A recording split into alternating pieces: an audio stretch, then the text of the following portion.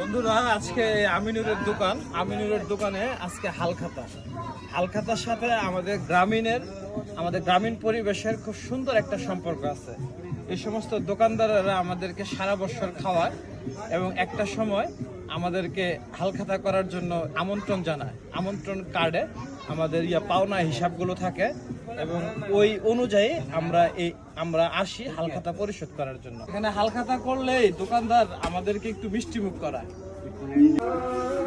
হালখাতা করলে এরকম গিফট পাওয়া যায়, মিষ্টি। সবাই মিলে